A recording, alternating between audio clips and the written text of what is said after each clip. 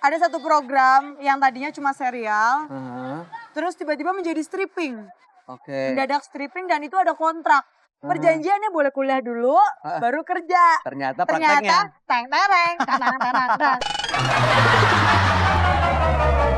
Satu sisi, aduh bingung kan, akhirnya aku harus memilih salah satu. Karena pas dijalani dua-duanya malah kacau.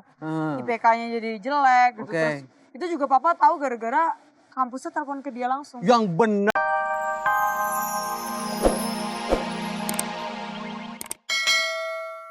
Pistol, waduh.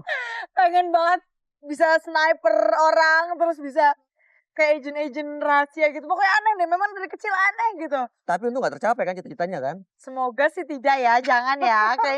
Kayaknya nggak lucu gitu ya. Ya iyalah, kriminal jadi juga. begitu. Ya udah, habis ini gue akan ngasih tantangan buat lo. Hah? Dan nanti kita lihat apakah Nabila Putri sanggup untuk menjawab tantangan dari tim kreatif Obrol-Obrol. Jangan kemana-mana, tetap di sini di Obrol-Obrol, nggak asal ngobrol.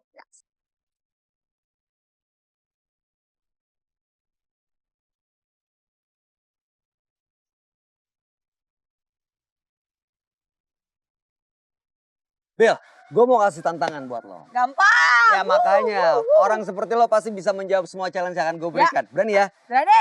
Apa? Siang. Sini dong, biar masuk ya, biar masuk TV, biar keluarga lo tahu kalau lo kerja, ya kan? Bajunya udah ganti aja, Pak. Bukan. Cepet banget. Oh, beda ya. Oke. Apa itu? Nih ya, tantangannya adalah, ini di dalam sini ada uang, Ntar gue deg-degan nih. ada Ih, nggak enak. uang, ada sejumlah uang. Katakanlah 1 juta rupiah. Nah, Kita tantang lo untuk bisa ngambil uang itu dari dalam fishbowl ini. Segampang itu, dan ya. gampang. Oke, siap ya. Siap ya. 1, 2, 3. Silakan diambil. Gak mau gak.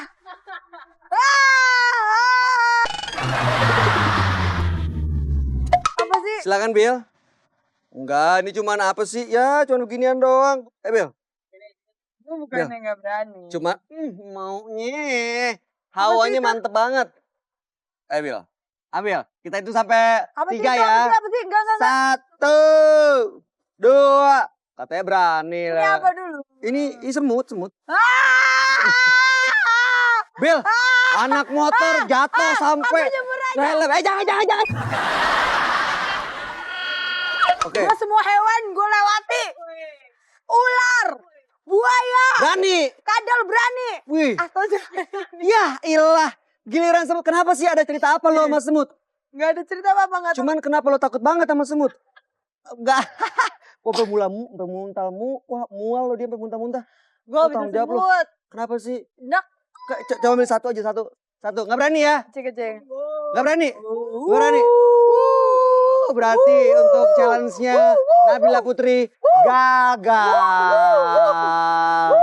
Nggak berani nih? Satu. Ya, ini Wil. Parah nih. Ya lo bay, Sama merah-merah semut lo. tuh. Iya lu merah. Kasian merah. Jadi Iya lu merah. pernah syuting. Dulu ada ceritanya kita jadi polisi-polisi gitu. Heeh. Terus komedi-komedi gitu, ada satu kita harus jalan di kayu gitu. Heeh. Aku tuh stop, bener-bener gak bisa gerak karena itu pohon, banyak banget semutnya. Mereka pikir aku bercanda. Ternyata aku sampai bener bilang, emang. oh stop, ntar dulu syutingnya. Karena memang gak bisa gitu, yang gak tahu di rumah aku aja nih, Parah nih. kalau ada gula di dapur gitu banyak semutnya, aku tuh bisa yang, wah gitu. Terus aku lari, aku bisa panggil mbak aku, mbak kesini ngapain? Cuman bersihin Beresin semut. gula. Ya ilah. Lebih takut semut apa lebih takut bokap? Semut! Buset! Itu kan kalau dilihat ya, kayaknya Nabila Putri adalah seorang yang mandiri banget. Dan sikap mandiri itu kan pasti tumbuh karena pola didik. Yap. Emang papa sama mama gimana sih ngedidik kamu waktu kecil? Gimana Seperti ya? apa gitu? Apakah dimanjain, dianterin ke sekolah, Oh, enggak. disuapin, atau gimana sih? Boro-boro. Aku juga gatal nih. Ikut-ikutan. Iya makanya. Papa mama aku tuh tipe kalau orang yang santai banget orangnya. Oke. Bahkan anak-anaknya tuh I can do everything, anything, dimanapun aku mau ngapain, mau ngelakuin apa. Boleh dibebasin. Tapi habis itu ya ya udah lo rasain sendiri, ibarat kata kayak gitu. Oh, jadi emang konsepnya ya diawasin dari belakang, bukan Nah. didikte lo harus begini, lo harus begitu.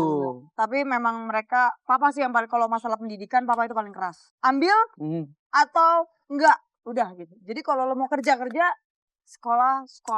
Oke, waktu itu kan lo terdaftar sebagai seorang mahasiswi di Universitas Indonesia. Yeay, nggak percaya kan? Itu Nggak percaya. Gue juga. Kampus gila ya, semua orang kayaknya punya mimpi untuk bisa kuliah di situ, Bil. Aku juga nggak yakin aku bisa kuliah di situ. Iya, tapi kalau cabut dari situ nggak diterusin. Nggak cabut. Jadi bagaimana ceritanya? Cuti. Dicuti. Waktu itu awalnya. Oke. Karena gini, ada satu program yang tadinya cuma serial, terus tiba-tiba menjadi stripping. Oke. Mendadak stripping dan itu ada kontrak. Perjanjiannya boleh kuliah dulu, baru kerja. Ternyata prakteknya. Tereng. Satu sisi, aduh bingung kan, akhirnya aku harus memilih salah satu. Karena pas dijalani dua-duanya malah kacau. IPK-nya jadi jelek gitu. Terus itu juga papa tahu gara-gara kampusnya telepon ke dia langsung. Yang bener loh, ini ditelepon. ada cerita kocak deh. Tiba-tiba jam 5 pagi, papa udah duduk di meja apartemen, dia bikin kopi. Gak tahu datang langsung gimana. Datang dari Cilacap padahal sebelumnya. Iya, jadi dia itu punya kunci sarap apartemen aku kan. Oke. Aku bangun, aku kaget, om siapa ini? Bayangin lo tidur sendirian, tiba-tiba buka mata ada orang, kan kaget kan. Itu sendirian ya waktu itu ya? Memang sendirian Pak, Iya. sama siapa? Cuma nanya aja Bu, siapa tahu ada teman kampus yang mau, mahasiswa lain mau nginep ngerjain tugas bisa aja kan? Temen Bapak, temen. Iya betul. Terus. Tiba-tiba dia cuma ngomong gini doang. Kuliah lancar? Alhamdulillah, aku bilang gitu kan. Bangun tidur tuh. Ya udah, kamu mau kerja apa mau kuliah? Di situ aku bingung nih. Kenapa enggak orang kampus telepon katanya IPK semester 4 di bawah 3. Lo gak kuliah ya? Wah, Gitu. di bawah 3 mah bokap gue masih bangga sama gue. Nggak diomelin gue. Pak, Iya bener. tapi dia tahu karena aku orangnya suka sekolah sebenarnya. Ini IPK kenapa nih kayak gini gitu. Terus ternyata mereka ngadu, aku udah jarang kelas apa ketahuan gitu. Akhirnya dari situ dia nyuruh milih kerja atau sekolah. Pilihan kamu? Kerja saat itu. Tanggapannya? Tanggapan beliau? Tanggapannya manis sekali. Gimana tuh? Mana kunci mobil? Mana kunci apartemennya? Gitu, diambil lah semua sama dia. Fasilitas semua diambil. Karena menurut dia gini, ketika lo udah kerja, lo sudah bisa menghidupi diri lo sendiri, ya udah jalanin, jangan bergantung lagi sama orang tua. Sebentar deh, kan bokap DPRD Cilacap ya, betul ya? Oke, nah itu kan berarti kan sebenarnya kan kesibukan beliau kan cukup padat tuh, ngurusin warga dan lain-lain. Itu kok bisa tahu semuanya urusan kamu ya? Dia sangat mencintai anak-anaknya soalnya, jadi kelihatannya cuek, tapi dia sangat protect sama anak-anaknya, bahkan ke kakak aku yang cowok pun kayak gitu. Ya, ibarat kata gini, dulu dia sesibuk-sibuknya kerja, kakak aku lagi ngerokok di pinggir jalan, itu orang dia tahu, dikurung sama dia di gudang. Yang bener loh. Kakak aku yang cowok gitu ya, maksudnya apalagi ke anak perempuan gitu, dia sih sibuk banget. Kadang dia bisa lagi meeting, aku telepon, itu diangkat. Tapi nggak dijawab, jadi cuma diangkat, aku harus tahu bahwa dia lagi meeting. Jadi gue nungguin aja dia meeting.